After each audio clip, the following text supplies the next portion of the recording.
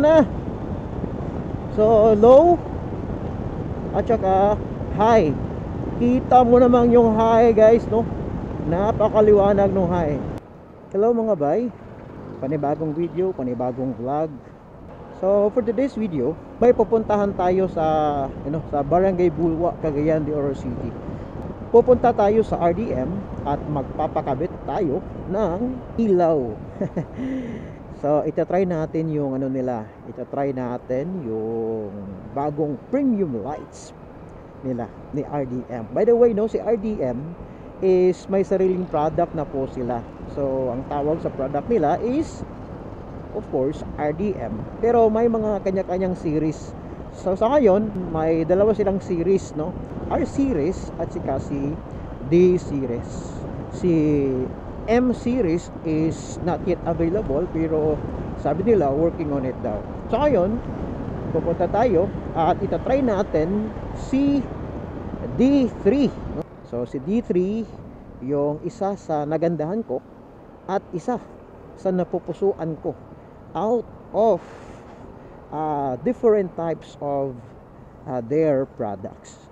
So napaka-importante po ng ilaw sa daan, lalo na sa mga motor, kasi yung mga stock na ilaw sa motor, yung mga stock na headlight is hindi gaano kaliwanag yan, hindi gaano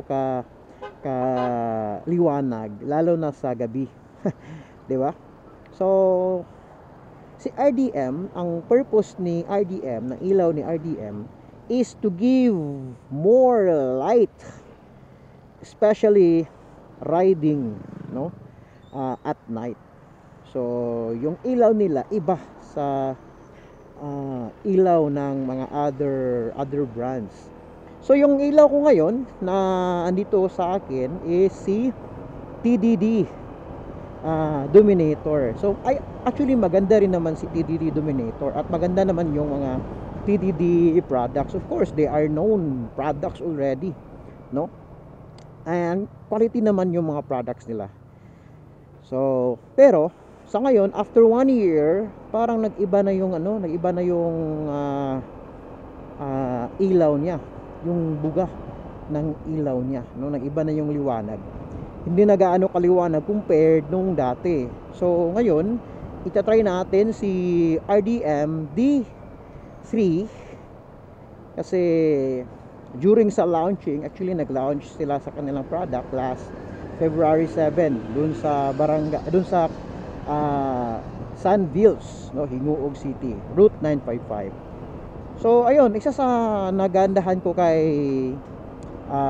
D3 is napakasulit niya at saka swabe at bagay na bagay dito sa ating Honda ADV 160. Yung iba kasi okay naman, yung iba maganda naman, kaso lang medyo awkward kung ilalagay na natin dito sa ADV 160. So si D3 is isa siya sa talagang napupusuan ko, no? Napakaganda. So ayan guys, no, andito na tayo, okay na. So si RDM andito lang siya sa beside Mitsubishi Motors ng Barangay Bulwa. Ayan, oh. Dito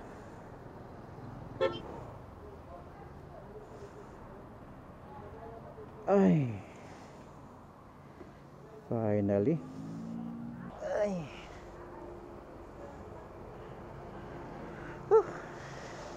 Sir, mayang gabi, mayang adlaw, mayang hapon. Kamusta? Hello, mayang hapon. Ha? Kamusta man? Okay ra. Saan ko patakot ko D3?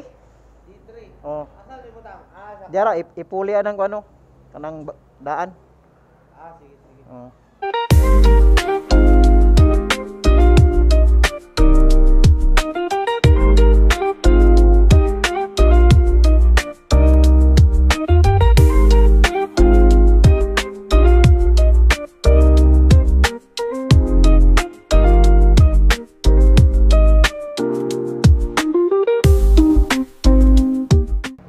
ayan mga bay, no, finally natapos rin yung pagpakabit natin ng RDM Premium Light D3 series. So kayo dyan mga bay, especially sa mga nagmumotor, if gusto nyo ng quality premium light, yan, huwag kalimutan si RDM.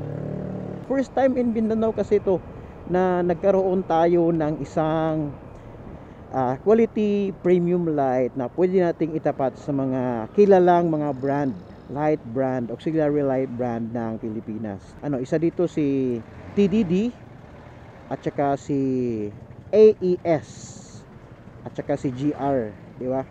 So sila yung mga sikat na mga brand ng mga auxiliary light dito sa Pilipinas.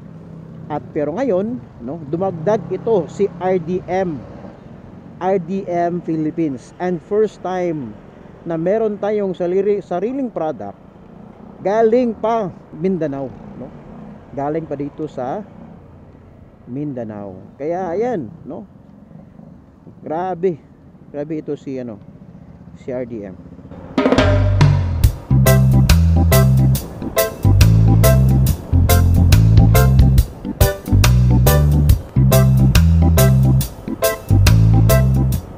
Na. So low at saka high.